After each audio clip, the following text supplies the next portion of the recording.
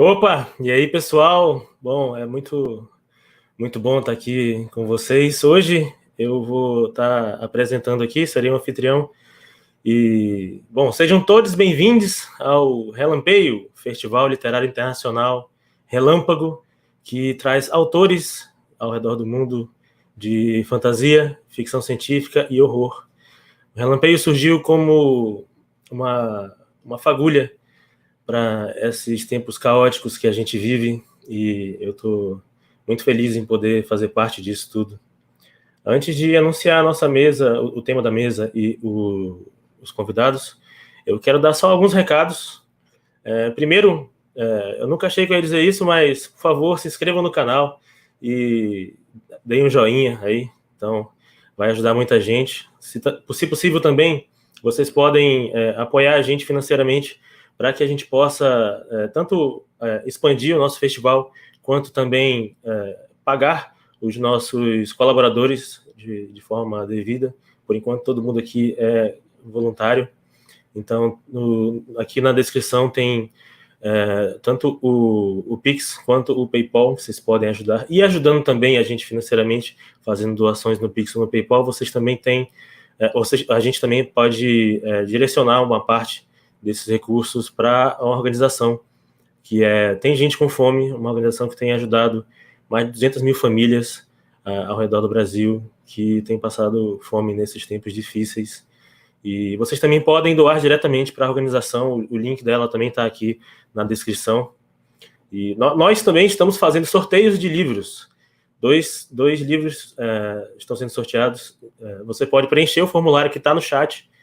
E os livros são Assim que se perde a Guerra do Tempo, da Amal Motar e do Max Gladstone. Aqui no Brasil ele foi publicado pela Suma, e a gente vai receber a Amal Motar na última mesa amanhã aqui no festival, então vai ser muito legal essa mesa, a gente está muito ansioso, e o livro dela é muito bom. E o outro livro também é o livro do Relampeio 2020, então também tem um livro maravilhoso com várias autorias do pessoal que participou aqui ano passado. Então, preencham aí o formulário que vocês concorrerão aos livros. No mais, eu gostaria muito de agradecer aqui também o pessoal que está no backstage e na tradução. Hoje no backstage a gente tem a Lígia Colares, que está aqui auxiliando a gente, e na tradução e transcrição das falas a gente tem a Jana Bianchi e a Vera Bula, que já apareceram aqui participando. Então, no finalzinho aqui do painel, a gente vai trazer as duas para dar um oi para vocês aí, para agradecer também o trabalho delas. E, bom, a mesa de hoje, ela vai tratar de corpos e dissidentes na ficção científica. Esse tema, ele é muito caro para mim e acho que para todo mundo aqui que está presente no painel.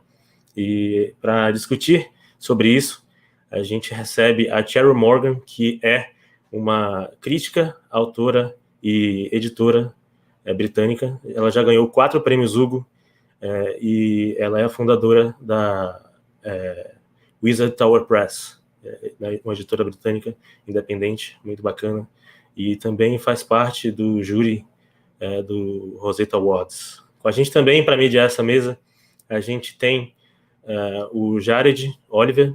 Ele é antropólogo, ele é psicólogo, cientista social e professor, possui mestrado em antropologia social, e tem um canal no YouTube aqui para fazer gameplay e interagir com os alunos dele.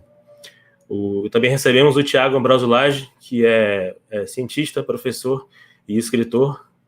Ele também faz parte de um podcast literário, Incêndio na Escrivaninha. Ele é co-host lá junto com a Ana Rush e a Vanessa Guedes. Agora eu vou mudar para inglês e também fazer a minha autodescrição, e também eu vou pedir para que todo mundo faça isso, né, para as pessoas que estão apenas ouvindo a gente. So now we will get started, but first I'll describe myself for the people that are only listening to us. So my name is Muca, and I am a white, fat, and blind guy. I have long hair that is partially tied, and I'm wearing a red t-shirt, and I don't know if you guys can see, but some earrings on both ears. And behind me, I guess you can see only my door and the gray wall. So to start, I'll welcome Cheryl Morgan as our guest for today's talk. Well, Cheryl, please introduce yourself and describe for us. Cheryl, your mic is muted. First day. Yes. Hello, everybody. It sounds like Samuel gave an introduction to me in Portuguese, but I guess I should repeat the important points in English. I am a writer, an editor, a publisher. I own a company called Wizard's Tower Press, which publishes science fiction and fantasy books. I am also currently chair of the jury for the Rosetta Science Fiction Awards, which are for science fiction and fantasy translated from other languages into English. So you'll be hearing a lot more about that later in the year. Obviously done a whole bunch of other stuff as well. In terms of description, well, first of all, I'm coming to you from the UK where it is late at night, so it's actually dark outside and stuff, but I am female, fair-skinned, red hair, although it's starting to go rather grey these days.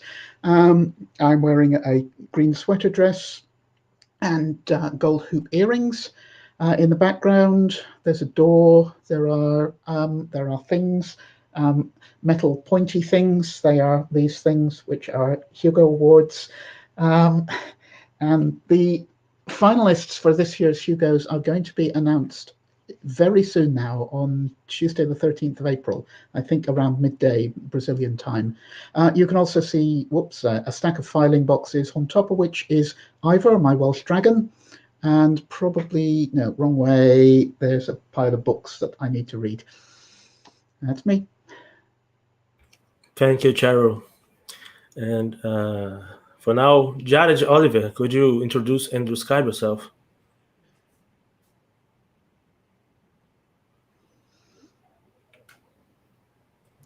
Sorry. Hello, my name is Jared Oliver, and I think I would start saying that describe myself is kind of hard to me because I'm thinking a lot about it because I try to think myself as a non-white guy. Because I have some ancestry, indigenous and African. So, but I would say that I'm not white, and I have dark hair that is leaving me most of them right now.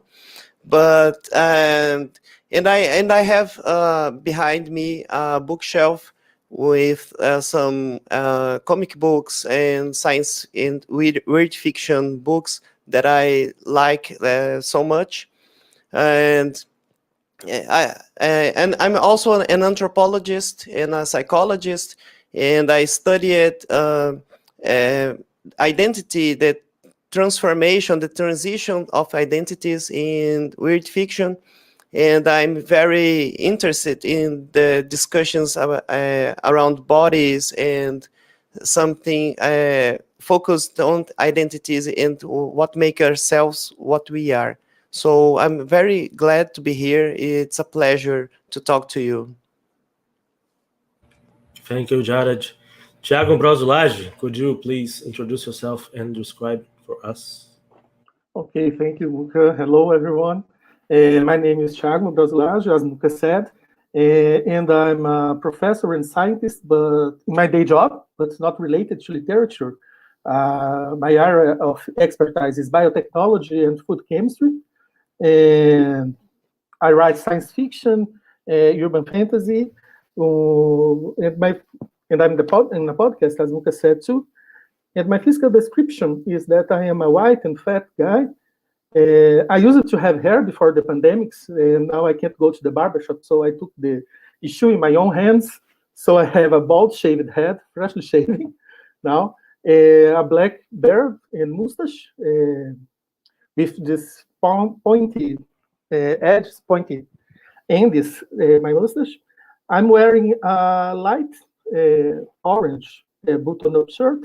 And in my background, I have very messy bookshelves and rainbow gay pride flag. And I think is it. And I'm wearing a huge and very ugly green earphones because my small ones aren't working that well.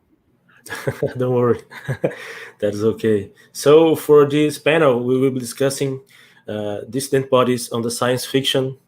And first of all, Thiago, would you like to start? Okay, to start the conversation and put everyone on the same page, I would like to ask Cheryl, what's the concept of dissident bodies? That will be the main topic of discussion here today. Cheryl, you are muted. I'll just leave it on. I think, yeah, the word dissident is something that we tend to use to describe somebody who doesn't agree with the standard accepted opinions, quite often in terms of standard political opinions. So we talk about people who are political dissidents. Dissident bodies, therefore, are presumably bodies which do not conform to some generally agreed means of or appearance of what bodies are expected to be. Now, that could be in all sorts of different ways. It could be that the bodies look different in some way, that perhaps the skin coloration is different, perhaps the hair coloration is different, or there is no hair, or there is hair, depending on which part of the body you're looking at. They could be bodies that perhaps are missing a part that is generally assumed to be a normal part of the body. They could be bodies where particular pieces do not work. They could be bodies that have been augmented in some way with some sort of artificial aid. I am wearing glasses today, but there are many other things that people could wear. There could be bodies that have been changed by medical means. For example, I am a transgender woman. I have undergone a number of medical processes which make my body look very much like a female one, but it wasn't like that originally. So there are all sorts of ways in which bodies can, I don't like the word deviate because it sounds like it's a bad thing, but bodies can be different from what the majority of the population assume a body should look like. And all of those bodies could in some way be described as dissident.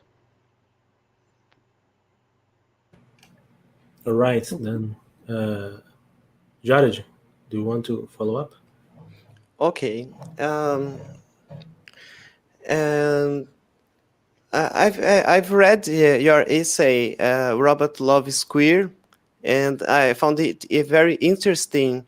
And you refer to the term queer as a kind of umbrella term, and I would like to understand a bit what exactly would you include under this umbrella, like an intersection with dissident bodies. And the final question: would every robot? I'm sorry, I cannot read it.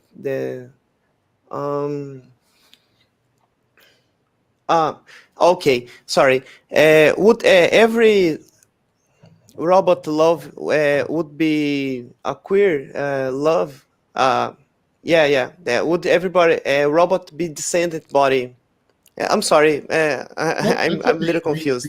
No other question here. Yeah, can I jump on to clarify? Yeah. I'm sorry because I cannot read it very well. Okay. No, the question was if every robot is a dissident body. Just simplify the question. So there's a lot to unpack there. We should probably start with the term umbrella. What do we mean by an umbrella term? Now, that's a phrase that is used quite a lot in my work as a diversity trainer in the UK, where we use these umbrella terms to group together people that perhaps are not members of the same minority, but are members of a similar minority. If I could use a local example for you, if I were to describe somebody as Latin American, that would be an umbrella term. There would be people within that who would say, well, I'm Chilean. That is my identity. Yes, I'm Latin American, but specifically I'm Chilean. There might be people within that who would say, well, yes, I'm Latin American, but I speak Portuguese, not Spanish. There might be people within that who say, well, yes, I'm Latin American, but actually I'm Mayan. My family goes all the way back hundreds of years, as opposed to these other people who came in later. So an umbrella term will group a bunch of people together, and sometimes it'll be a very large group, sometimes it'll be a smaller group, but they will all have some common defining characteristic. Now, next there's the question of queer. Now, queer is a word which in English was used as an insult for gay people back when I was young, back in the 60s, 70s, and so on. In fact, when I was at school, some of the lads would talk about going queer bashing, that is, going to beat up gay people. They never actually did it because they didn't actually know that there were any gay people that lived in our town, because gay people, of course, were not open about it then. But they talked about it because it was a thing that young men liked to talk about. So back in the 60s, 70s, then queer was an insult, meaning a gay person. And then slowly through the years, it started to get used in academia, in universities, as a means of disrupting the dominant thinking. So to queer something meant to change that theory around, to look at it from a different angle, to try and find a different way of understanding things. And quite often that would involve issues of sexuality, but not always. And so we got something called queer theory. Meantime, out in the real world, people were starting to create what we now call LGBT plus community. And the number of letters keeps expanding. It started with L and G, lesbians and gays. And then we got B for bisexuals. And then we got T for trans people. And now we have a whole bunch. We have intersex people. We have pansexual people. We have two-spirit people. We have Fafafini people. And there's an enormous range of local identities that have to do with gender and sexuality. We have asexual people. So the number of letters kept getting bigger and bigger and bigger. And people said, well, look, why don't we just use queer to mean all of us? So at least within British society and American society, as far as I know, the term queer now means anybody who is part of a gender or sexual minority. So it could be somebody who is gay, but it could also be someone who is asexual. It could be somebody who is trans, but trans itself is an umbrella term, which covers a wide range of different people. And it can also, queer can also encompass relationships as well. For example, my boyfriend is happy to be described as queer, despite the fact that he's mostly a heterosexual man, because he's in a relationship with me, and lots of people see that as being unusual in some way. So there's a wide variety of different polyamorous people will describe themselves as queer. Right? So many different people. And as to the last bit of the question, will all relationships with robots be described as queer? Well, absolutely, because a robot is not a human. Therefore, anybody who's fallen in love with a robot is not practicing standard, regular society heterosexual relationships. I mean, does a robot have a sex? Does it have a gender? Do they have a gender? Do they regard themselves as being a person? And if so, do they prefer to describe themselves as it, as in the case with Murderbot, the character created by Martha Wells? It's Martha Wells Murderbot, for those of you doing the translation. Or do they regard themselves as somebody with a gender, as many robots in other science fiction have done so? But certainly anybody who falls in love with a robot is engaged in a queer relationship of some sort. And therefore, a dissident relationship and body. Oh, definitely. Okay. Before we move on, I wanted to move back a little to your first response, so your first answer about what is a dissident body. Because this week we had a lot of conversations, me and Jared and Muca, about these terms, because some of they are new for me. And I was thinking about the definition of dissident body, and that I'd like for you to comment if this have more to do with the capitalist system where we live on. Because most of the time, the dissident body is a body that doesn't attend to the capital interests. The people that have a problem with or producing, when you say about disabilities, the missing parts or abilities in a disabled person would make it a less productive person for the system. We know it's a lie, but maybe it's the way that the disabled people are seen. Or for queer people, they don't reproduce, they don't make more labor work. I don't know the exact word in English. They doesn't do more people to work more to produce more. And they have different ways of consuming and buying. They are not even good consumers most of the part. Because people with different skin colors may have less money and they're less interesting for the system. So I would like to ask you if you think this is a way to put this question about dissident bodies. They doesn't conform to the capitalist expectations, if I can think this way. Yeah, no, it's a very privileged view, I think, of dissident bodies. It's the view, you see, the white supremacist view is that white people, white able-bodied, heterosexual, cisgender people are better at everything than anybody else. That's the way they see themselves.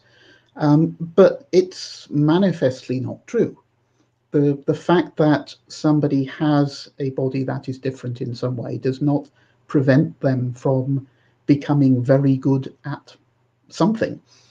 Right? You look at Lewis Hamilton. He's a better racing driver than any Brazilians at the moment, which is shocking. Right? You can find people who might be wheelchair users, but are brilliant mathematicians or brilliant writers, right? They don't have to be able to get around quickly in order to do those jobs. So there are many different ways in which people can be different in their bodies and still be incredibly productive. Look at Beethoven. He went blind and still created amazing pieces of music. So just because your body is different, it doesn't mean to say you're unproductive. That's a privileged view. Okay. We should move on to the next question. After the umbrella term, I'd like to ask you now about, because you say a lot about robots in your essay, and I'd like to ask you about organic constructs, because I'm from the biotechnology. I'm thinking more about clones and hybrids, chimeras between human and animals. And if you found someone related to that, as you said on your first speech about medical modifications of body, and you have some comments to say about this kind of queerness in dissident bodies, but non-robotic ones, but organic ones. Sure. If you have some work related to that. Yeah, I mean, actually, modifications of human bodies are much more likely to happen, at least in the short term, I think, than the classic science fiction idea of a robot. And it's really quite interesting the way that we as humans decide what is an acceptable modification and what isn't. So we all, are very happy with people wearing glasses these days. We are happy with people who have things in their ears to help them hear. We are okay, if a little uncomfortable, with people having perhaps an artificial limb. If they have, say, lost a leg, then they might replace that leg with something that helps them walk. And we're generally all right with that, until they actually use that to do athletics. Because if you look at Oscar Pistorius, suddenly people are saying, wait a minute, those legs of his are making him better than us. So then people are starting to get a little upset about it. And one of the pieces of science fiction, I think, that is a good example of this is a book called Friday by Robert Heinlein. Friday, Robert Heinlein.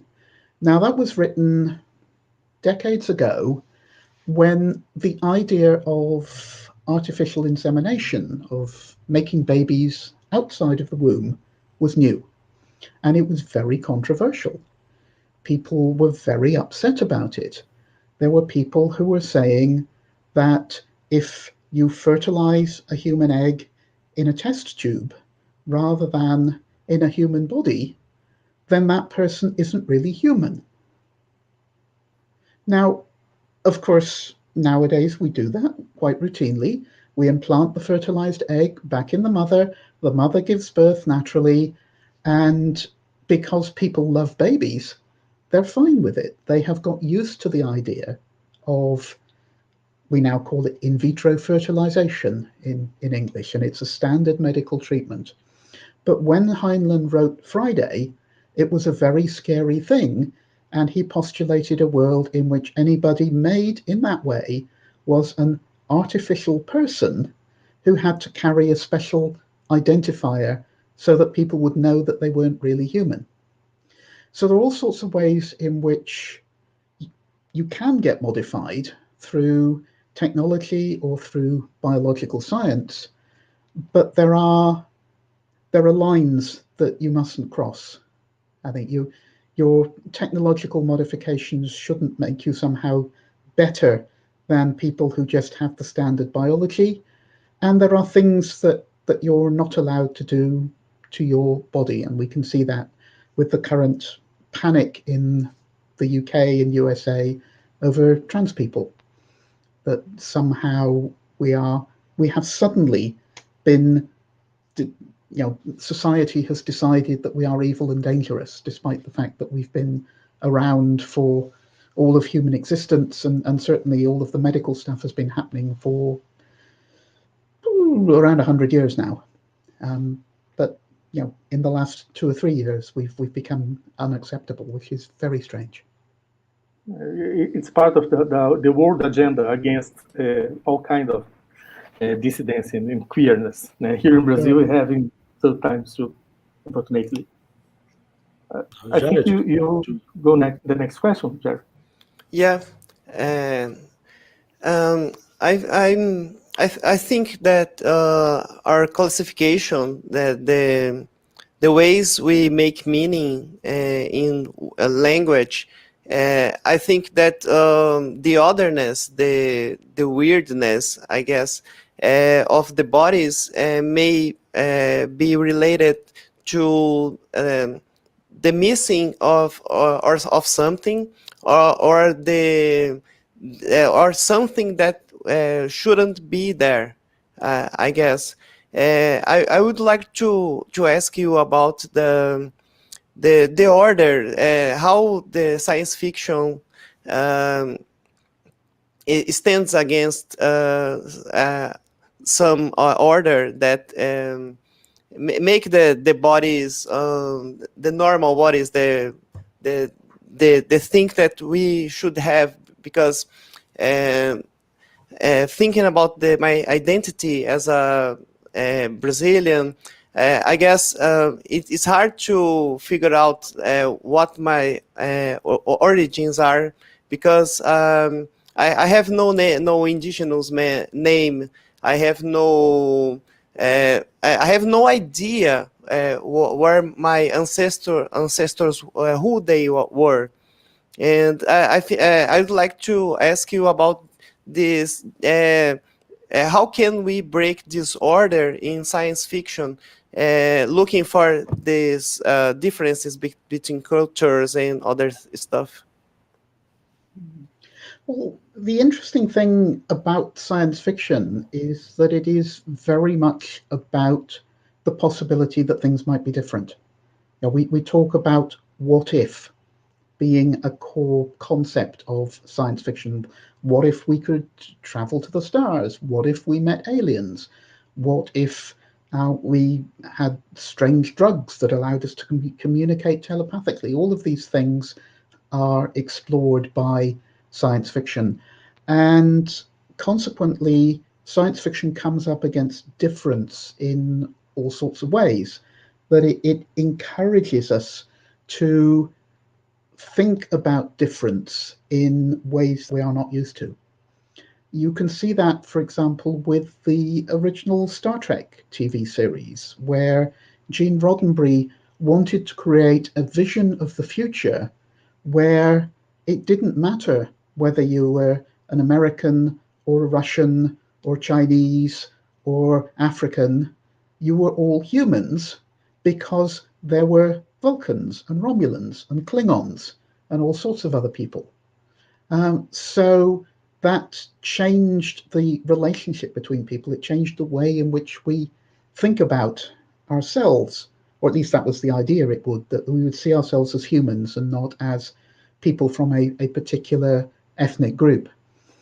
Then, of course, with aliens, alien bodies can work in any strange way. I mean, one of the things I like to do is to give talks on how to design aliens based on animals that we know on Earth, because the way in which things in the animal world work can be very, very different from the way in which humans work. You look at creatures like naked mole rats, for example, that look like little mammals, but they have a society that is more like bees. You look at an anglerfish. Love anglerfish. They're these things that in the deep sea with the big jaws, enormous spiky jaws they have, and they're quite big as well, and they're very good eating too. But those are only the females. The males are little tiny things, right? I mean, you think spiders have it hard. Anglerfish, whoa, that's a whole other thing. So there are many, many different ways that aliens could be, and all of this disrupts our thinking, and hopefully, as science fiction readers, encourages us to see that we have more in common than we have different. That is an interesting thing, because when I think about the representation of some minorities, I think in the science fiction there are many allegories using robots or alien people that may refer as minority.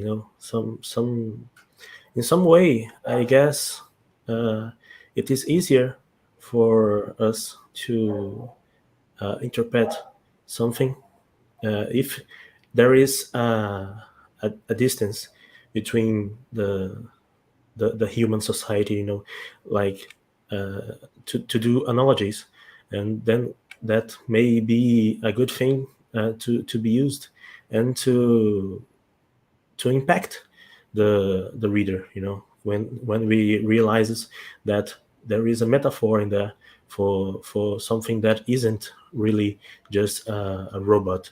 Maybe it is a metaphor or an allegory for slavery, maybe, or something like that. Like yesterday was the day of the international day of consciousness for the autism, and in some way there are a discussion in the community of the autism that maybe some representations of robots maybe refer as how the people without disability, they see the person with autism, the autistic people, because there is a prejudice that maybe the people think that autistic doesn't have feelings like the usually normal people do. They think as if they don't fit on the society, they don't express their feelings on the right way. So maybe there is a reference in those things to robots. And what I would like to ask you is, those representations can be used to solve some, or to introduce some problematics of our society in science fiction for the others minorities. I don't know if I mean it right. Yeah, well, first of all, allegory can be very useful. My favorite example of that is my friend Juliet McKenna, who is one of the writers I publish. Now, Juliet is Irish by some of her ancestry, and the Irish, bless them, have a long history of fighting amongst themselves, but also fighting against the English. So lots of wars that go on in different ways. And Juliet very much wanted to write about these things because they're important to her. But she understood that if you were to write a book in which you talked about Ireland and Catholics and Protestants, it wouldn't get you very far, because people would immediately take a side based on how they identified personally. But if instead she could write a book about an imaginary medieval world with magic and stuff in it, in which people happen to be fighting over something which seems quite foolish, really, then perhaps that would help her examine these issues without the preconceived ideas with which people will come to them. And sometimes it's just a question of sneaking things in under the radar. I don't know if you folks have access to Disney Plus in Brazil, but the new Marvel series, Falcon and the Winter Soldier, is all about race. Now, they've never actually said this straight out, right? But every episode we've had so far, there have been issues coming up where it's very clear that some of the problems going on in the world are because of racism. And there will be people in America who will say, oh, no, there's no politics in it. It's just an action superhero thing, because they never actually said the word racism. But they didn't have to. We can all see that.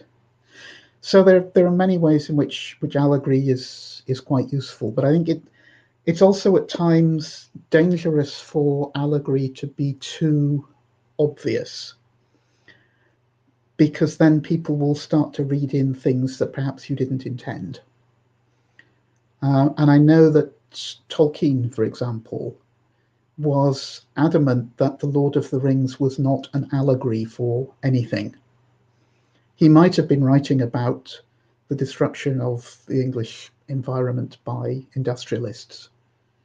Now, he might have been writing about religious issues, but The Lord of the Rings was a different world, and he didn't want it to be seen as simply an allegory for England, because that might lead people to come to conclusions that he didn't want them to have.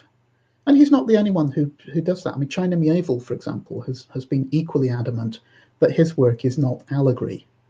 It might contain allegorical elements, but it is not a specific, this book is about that thing. Thanks. Thiago?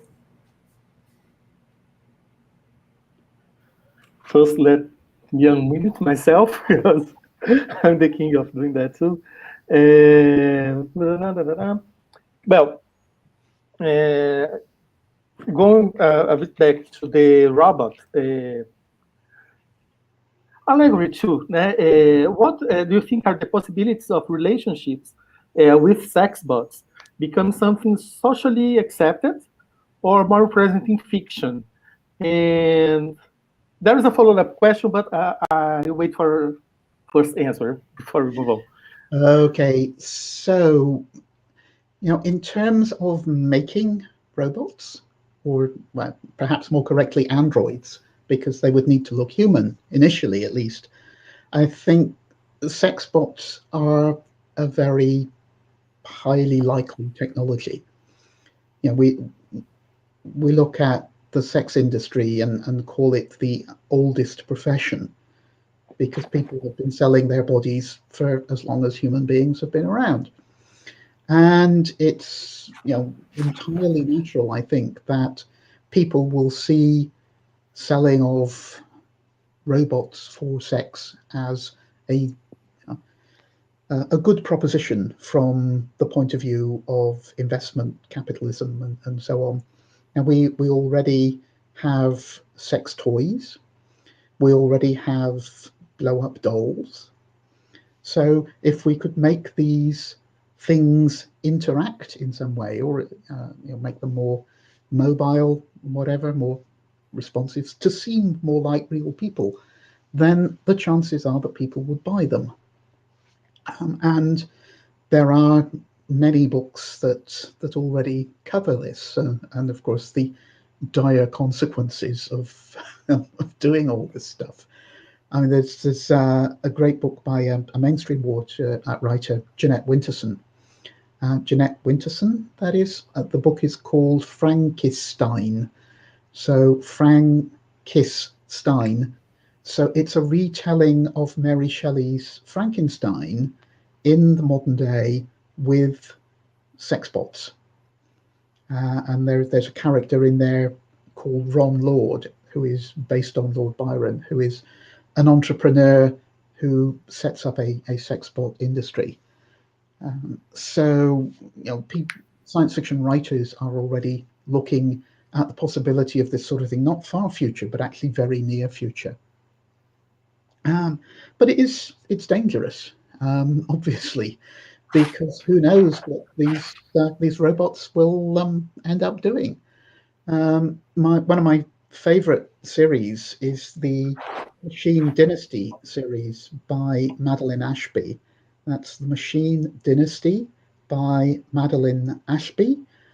And that is a trilogy where essentially the sex bots decide that they don't want to work for humans anymore, and they're going to free themselves from their programming and do what they want. Now, the first two are great. I'm just working my way through the third one at the moment, but it opens in a theme park, which shows you just how badly behaved humans can be when they think that the things provided for their entertainment are not human. So this theme park is a sort of horror movie theme park. There are these androids which are vampires and werewolves and villagers and all sorts of things in the castle in Eastern Europe somewhere. And the human visitors can go and they can have sex with a vampire or a werewolf. If you happen to be a Twilight fan, then that's wonderful. But sorry, that's okay. But people do other things as well because they're vampires. So if you want to act out a different fantasy, you can stake them. Right? Drive a stake through their heart, or cut off their heads. Or with some of the others, you can burn them as a witch. And all of these things kill the sex bots that you're doing this to. And because they are self-aware beings, albeit programmed to love humans, they know that they're getting killed. for humans' entertainment. So it's not surprising that when somebody alters their programming, they suddenly get rather upset. And that's just the start of the book. You know, the rest of it is all about how things go downhill from there. So yes, sex bots, I think, are highly likely, but I think we should treat them with a bit of respect, just in case. Consent is good. I just had a small follow-up question to that, on a more light side, on a more yes side, as the last table was talking about yes fiction and no fiction. Yes with a light of hope and no more grim, dark. If the relationship in the family constitution between humans and sex bots can be seen as allegory for non-traditional family compositions, or every composition besides cis man, cis woman, 2 kids, an older brother, a younger sister. If we can't see anything like that in fiction, the family with sex bots or family bots as an allegory. Yeah, you know, I remember when I was a kid, and like there was like one Indian family in our town. There were maybe 50,000 people in the town. There was one Indian family. That was all. We were very white. Now, my parents thought that they were very progressive. You know, they wouldn't be racist or anything like that. And they came from Cardiff, where there were a lot of black people in the city. Shirley Bassey was very popular, one of the most famous Welsh people of the time. And yet, my parents were very much against mixed race marriages. Not, they thought, because they were racist, but because they thought it would be bad for the children. So, you know, non-traditional family can have all sorts of strange meanings. At the same time, in the science fiction world, polyamory was actually very popular. This also grew out of the free love with the hippies in the 1960s. You get into the 1970s, lots of science fiction writers are writing about polyamory. In particular, Heinlein. If you look at any late period Robert Heinlein novel, there are polyamorous relationships in there. You know, sometimes quite large family groupings. So that was, in the science fiction community, that was regarded as normal. And there were, amongst science fiction fans and writers, polyamorous relationships, that some of which continue to this day.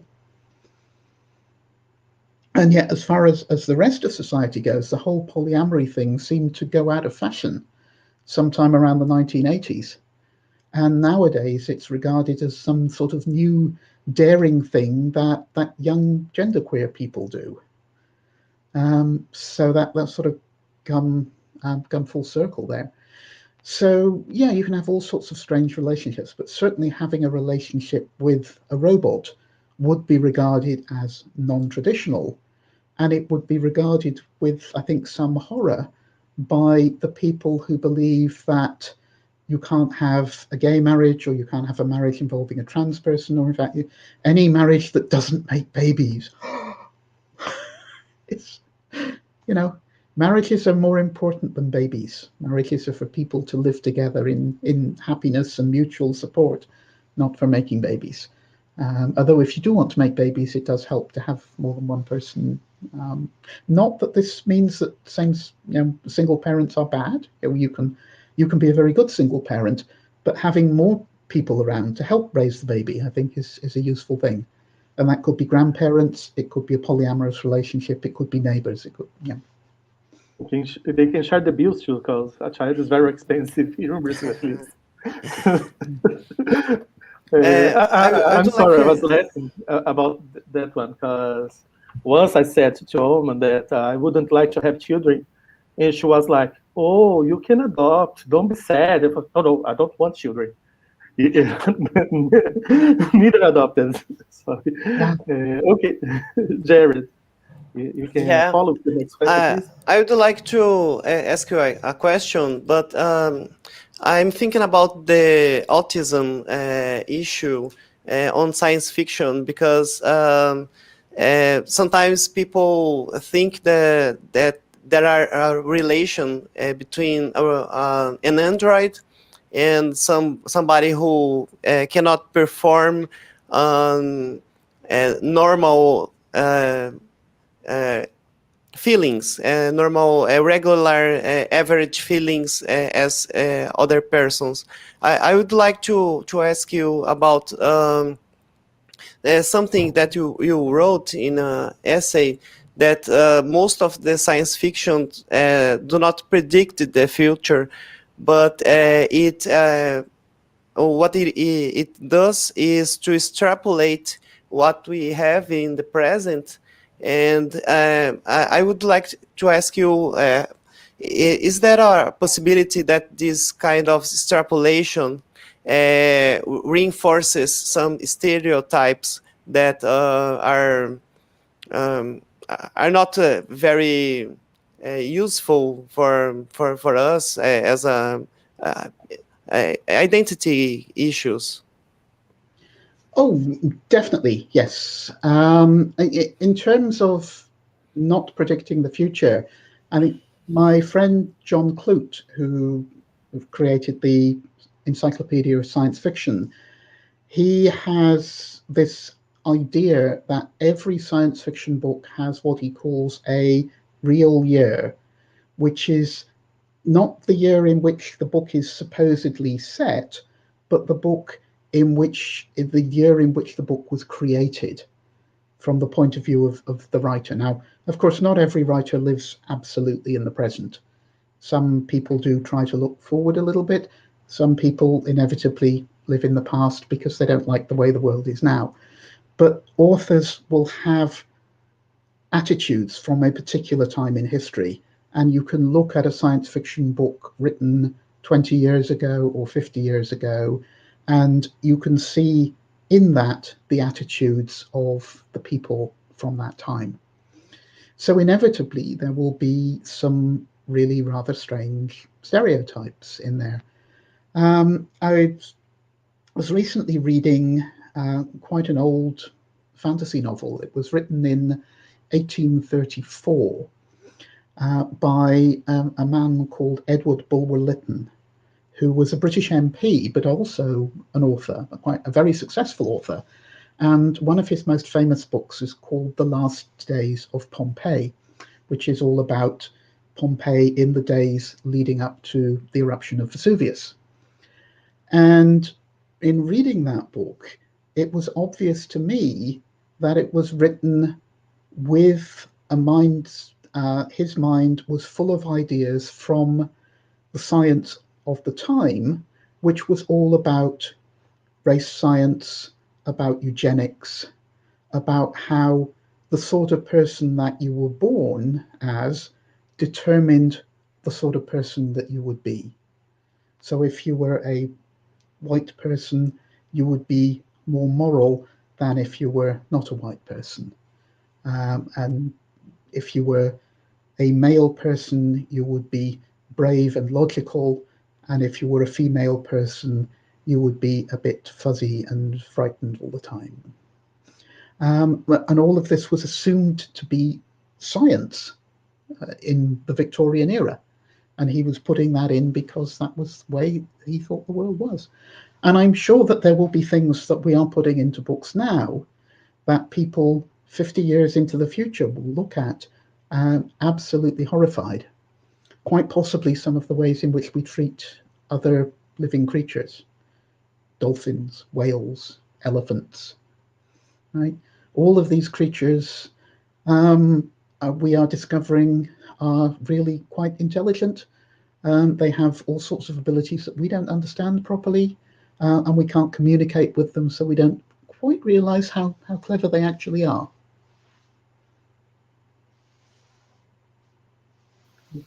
Welcome back, Muca. I was going to apologize for the problem that Muca had with his electricity, but he's back now, so we can. I would like to add something to this thing that maybe in the future they will look back to our fiction, and we'll see how we treat other animals. I'm very interested in different cultures as an anthropologist, and I studied quite some myths, indigenous myths, and it has a very different relation between men and women, animals. These things are very fluid, and I would like to ask you, in your experience in different countries as Finland, and how do you see the differences of themes, of issues, of subjects, in different countries, of different productions of science fiction? That's quite hard, actually, because most science fiction has sort of been assumed to be an American literature. Now, we know, of course, that it started in Europe. You can trace it back to H.G. Wells and Jules Verne and Mary Shelley and so on. But in terms of it being a popular literature, it being seen as a separate genre, it's American. It's Asimov and all of that stuff. So when people write science fiction, even if they happen to be writing it in Finland or in China or in Australia, there is this tendency to try to write American literature as if they were like writing a Western. I mean, a Western is clearly American literature because it has to be set in a particular time of American history, but science fiction doesn't. And yet, when I go to other countries, I see there is always a tension between people who think I am writing science fiction in the American tradition and people who say, no, I want to write science fiction in my own culture, in my own way. And most of the places that I go are places which are very Western in their outlook. I mean, all around Europe, Australia, Canada, places like that tend to have a very Western white view of the world. I think very interesting things happening now because we are starting to see more science fiction being written from people in India, people in the Far East, people in Africa. I think it's really interesting, this tension between African American people writing their Afrofuturism and people like Nnedi Okorafor writing African futurism, because those are two separate things in some ways. They both imagine black-skinned people in the future, but in one case those people are essentially Americans, in the other case they are essentially Africans, and they have different views of the world. So we're now finally starting to see science fiction being created by people from non-white cultures. And I think that's wonderful. And I'm looking forward to seeing lots more of it.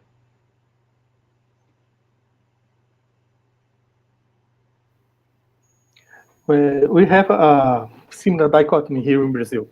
And the way of writing in the North American tradition makes a lot of people taints the Portuguese of the writers. People write like translated works from English. They even don't use the proper Portuguese constructions. They're so strong, the influence of North American science fiction. But we are trying to change that and stimulate more local production. We have a lot of initiatives here to try to value the true Brazilian science fiction, but I don't know what this means. We're trying to find and answer this question, writing Brazilian science fiction. Sure. Fabio Fernandes has a new book out, right? What? Fabio Fernandes has a new book out this week. Yes. I can't remember the title offhand, but yeah, looking forward to that. Okay, can I move on to the next question? Muca, Jared? I can add something. I can ask some question if you want. No, I move to the next question, the script, because you are almost on the time for the public question. No so problem. I think you can go and try to finish the script before then, because I already saw some very interesting questions here. I'd like to move to the present and maybe to the future now, Cheryl.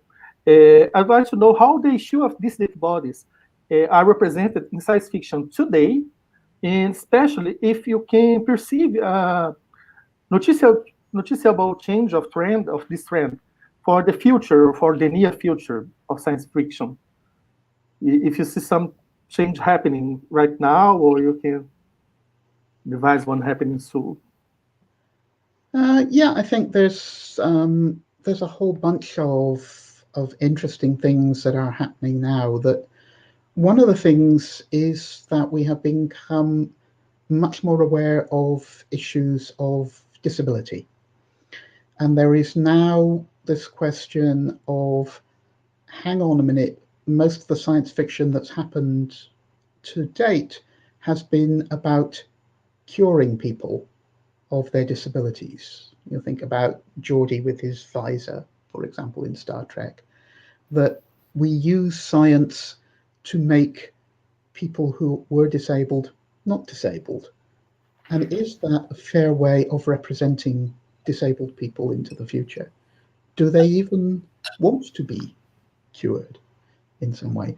Or alternatively, do people want to be changed in ways that would make their bodies very dissident? There's this whole question of, how are we going to live in space? Right? If we are living primarily in a zero-G environment, does it make sense to still have feet? You know, Charlie Stross, I think, has speculated that in the future, spacers will be able to be modified to have hands on the end of their legs, because that makes it, they will be essentially more like monkeys. They will be able to swing through their environment with, you know, both sets of limbs. So there's that. Kim Stanley Robinson in 2312 postulates a whole bunch of different ways in which we might change ourselves. And one of my more favorite recent series is the Axiom trilogy by Tim Pratt. Tim Pratt, the Axiom trilogy, AXIOM. And that's basically space opera. But there is one character in there, Ashok the engineer, who is he loves technology. If there's a new thing that he can stick into his body to make his body better, then he will buy it. And it, you know, we have this phrase with computers of somebody being an early adopter. When Apple comes out with a new thing, they will buy it immediately, right? Ashok is an early adopter of bodily modifications. Yeah, and he's got artificial eyes and artificial hands and artificial insides, and you know, whatever it is, he'll go for it. But that's him, and there are other people who don't want anything to do with that stuff because it's not how they feel about themselves. So there are all these different ways in which we're thinking about how we can modify ourselves. One of the most famous stories of recent years is Pat Cadigan story called The Girl Thing Who Went Out for Sushi. That's very long, I'm sorry. Pat Cadigan, The Girl Thing Who Went Out for Sushi. Now, that's not about food. It's about having your body modified to have tentacles, because that is a thing that space-living people do in the future that Cadigan imagines. So having sushi means having tentacles, so that you will be better able to survive in space, or indeed in Jupiter, where the characters of the story happen to live. Tentacles are quite useful in that sort of environment. So there are all these possibilities of things that we can do to our bodies. Whether human beings will be comfortable with that or not is another matter. That is an interesting thing,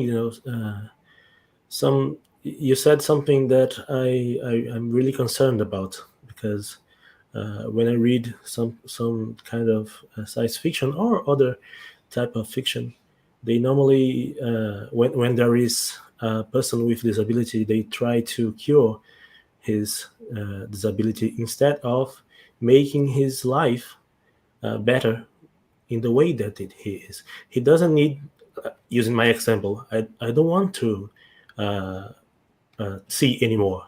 I'm good being blind, but what I don't like is that the environment around me, it isn't accessible for me.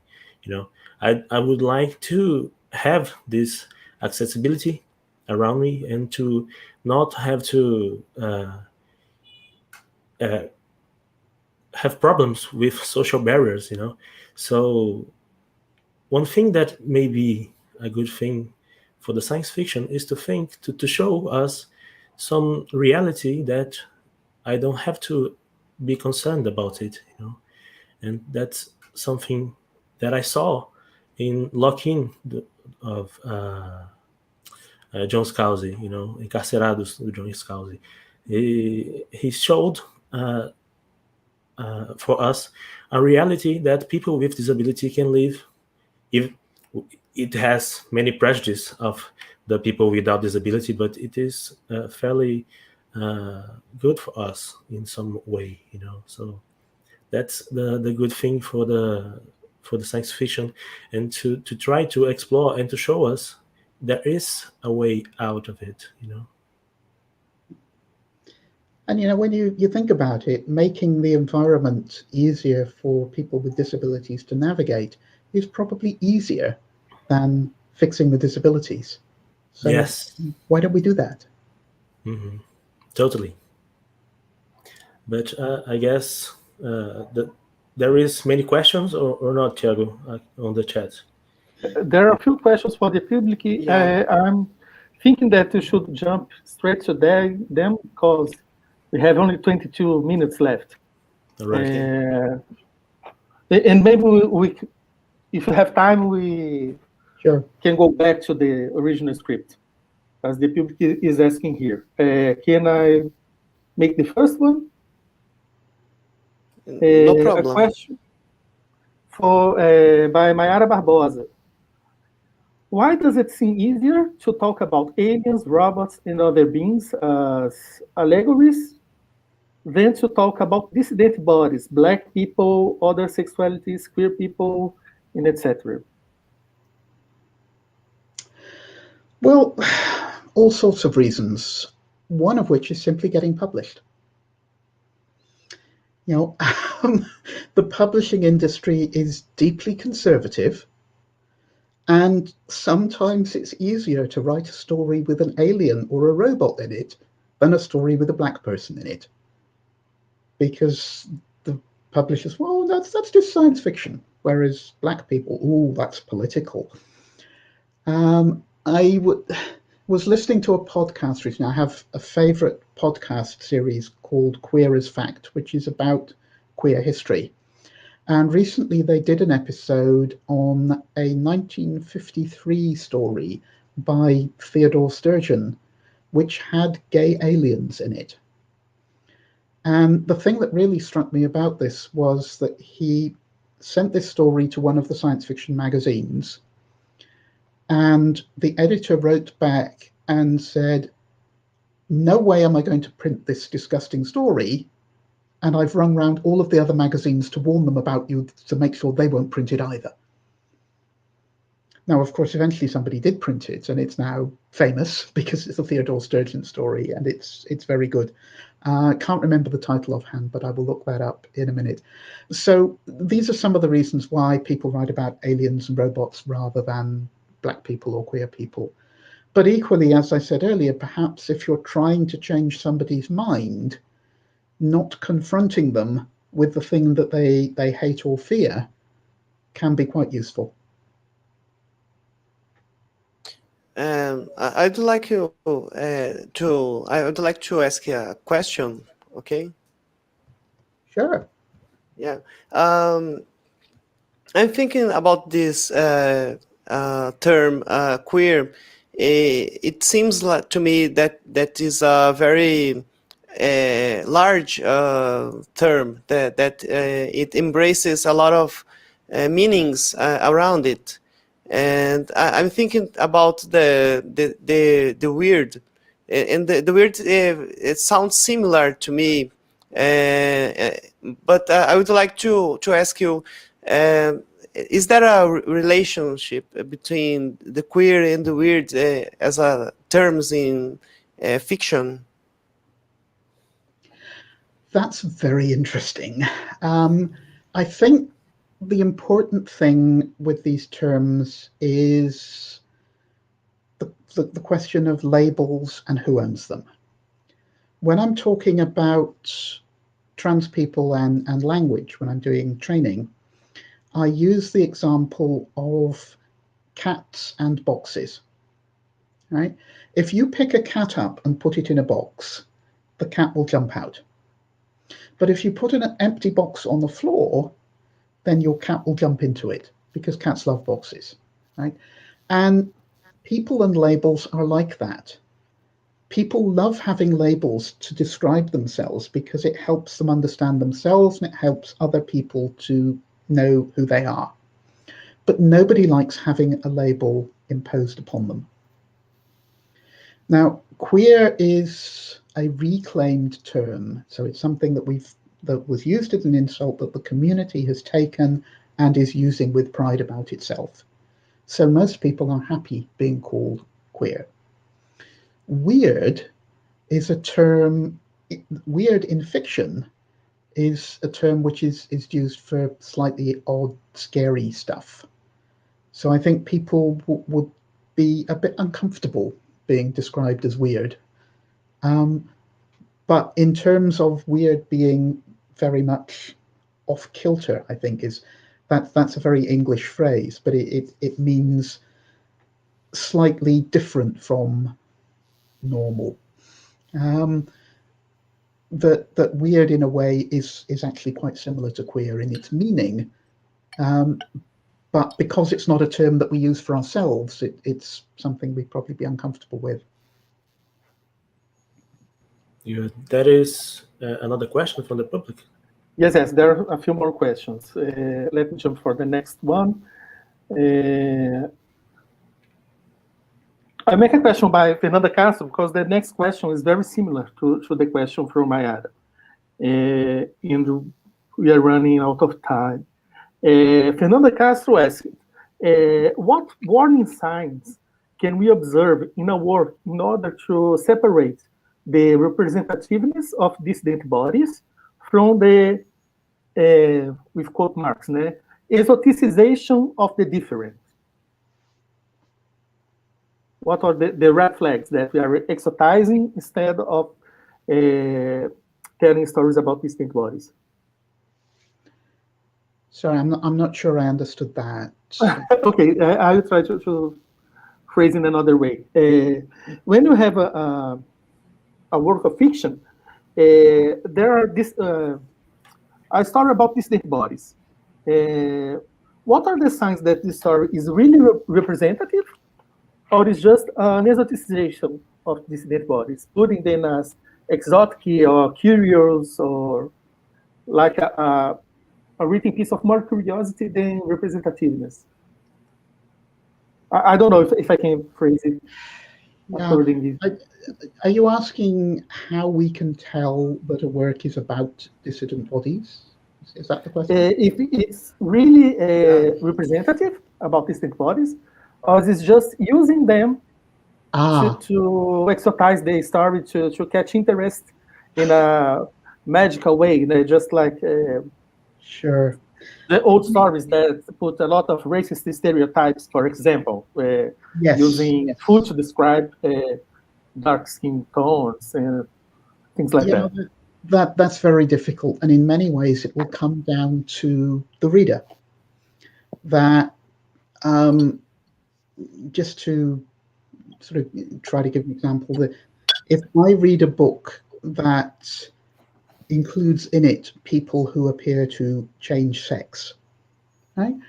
Now, as a trans person, that is something that I understand very well. It's something that I have gone through.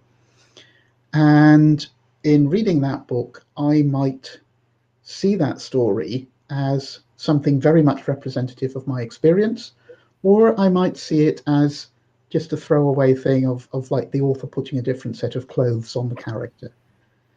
Now, because I am intimately familiar with that experience, I can tell the difference. But another reader coming at it may not understand the difference at all. To look at it another way, Ursula Le Guin's book, The Left Hand of Darkness, is about creatures who naturally, as part of their life cycle, change sex. For most of their lives, they have no sex, and then when it is time to breed, they will become male or female, and they don't know what will happen to them. And many people have said to me, what a wonderful book about trans people that is. And I look at them slightly strangely and say, what? Because that's nothing like what happens to us. It's just that these creatures, these aliens, happen to change sex, that they think that's like me. So it can depend very much on how well you understand the thing that's being written about. But it can also, of course, be, you know, that the author never really intended it. So, yeah. Ooh, got a long question in the chat. But I will jump to the next one that people sent to me. And then we go to the big one. How can is a question by Priscilla Satman. How can science fiction help to naturalize bodies that, between quote marks, escape the status quo? So is that about how can science fiction help to naturalize those bodies, those distinct bodies? Simply by writing about us as people, right? And you can see this a lot with all sorts of queer characters, in that, you know, in past times when queer people were represented in books and in movies and whatever, their sole purpose of being there would be to write about the queer issue, right? But nowadays you can put a character into a book and they happen to be gay, or they happen to be trans, or whatever, and that's not important. They're just another character. So, I mean, that's the way that you normalize or usualize that sort of thing, is to accept us as ordinary human beings and write us as such. Yes, I understand. I have a friend. She's also a writer. She's lesbian, and we had long talks about this. Just happen to be, and not being the main focus of the story all the time. Now we go to the long question by Renata. I'll try to read it. When comment on your parents' views of interracial relationships, you mentioned they were progressive, though they were not being racist with the posture. However, this way of thinking is actually a very condescending way of hiding racist views, like saying that one is against gay couples adopting children because they might suffer. Would you please comment a little bit more on that regard? Yeah, I mean, yes, absolutely. That this isn't just about interracial marriage. It's about gay children. It's about trans kids. All of this sort of stuff. It's always, oh, won't somebody think of the children? It's a common excuse for this. Of course, one of the reasons that it works is that society, I think, has changed, and perhaps Jared might want to comment on this, but as far as I can see, we have moved from a view where people think it is important to fit in to society to a view where it's important to accept yourself as an individual and be respected for who you are. And I think that is a change that has happened in my lifetime. And that's one of the reasons why my parents didn't realize quite how racist they were being. And if they were alive now, they wouldn't have, I hope, those attitudes. Does that make sense to you, Jared? You're the anthropologist, not me. Yeah, I think I was thinking about the patterns, the ways we make meaning in the world, and I think the technology it has a kind of salvation promise towards our fitness in the world. I remember a tale by Edgar Allan Poe, The Man That Was Used Up, and the man that was used up. It's a man who fought some Indian tribes, and he was almost he lost all his limbs. But the science, it's a very ironic tale. The science promises the reintegration of his body, and so although we can think another possibilities, there are some rules, some patterns that imprison us on very very specific meanings. Because if I would like to have tentacles, it would be very, very bad. It would be very, very weird. I can't imagine what would happen if I choose it. But you're not living in zero G. It's very different out there in space. Well, then I guess we could stay here for many hours, chatting and discussing many things. I really would like to ask you many more questions, but we are running out of time, and what is Samuka? I think we can fit just one more question. Okay. The last question of our script. No, because I think it's a question that is very good to close the talk. Okay, just one more, Muca, please. No, as for Cheryl, she's the guest here, not me. No, we have a few minutes. We have 7 minutes. I think people won't be mad at us. Can I? Go on. Okay. Cherry, just for make a last question to close, the representation of dissident bodies often carries prejudiced stereotypes, as we said earlier. Can people who are not part of a certain minority write about issues concerning that minority? And what will be your advice to writers who want to seek this representation in their stories?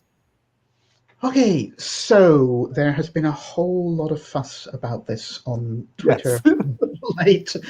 That's why because of a very foolish person who decided that unless you were narrowly part of that particular minority, you must not write about it at all. And that not only did you have to be part of that minority, you had to be out about it, which is just a horrible, horrible way of looking at this. Because to start with, there are a whole bunch of people who can't be out. And also in the queer community, we have a whole bunch of people that are best described as questioning, people who are still trying to find their way in the world. So I would definitely not say that nobody is allowed to write about being a member of a minority unless they are clearly a member of that minority. But if you are going to write about a minority, then you need to gain some understanding of that. I couldn't simply say, I am going to write about being a Brazilian when I know nothing about living in Brazil. I could go and ask Fabio. I could if I were allowed to travel, I could perhaps go and visit Brazil. But even then, I mean, I've lived in America for 2 years. I lived in Australia for 2 years, and I'm not sure I know either of those places well enough to say that I would know it as well as a local. So it does take time to learn this stuff. Ian MacDonald, I think, tried very hard with his books. He did one set in India, one set in Brazil, and one set in Turkey. I think one set in Kenya. And he spent a lot of time visiting these countries, talking to people from these countries before he wrote the books. So it helps to study and it helps to get advice. And one of the things that I do is sensitivity reading for authors who want to put trans characters in their books. And it so happens that a couple of those books have just come out. I worked closely with Mike Carey on his Rampart trilogy. That's the Book of Coley, which just today actually was the runner-up in the Philip K. Dick Award. Well done, Mike, hooray.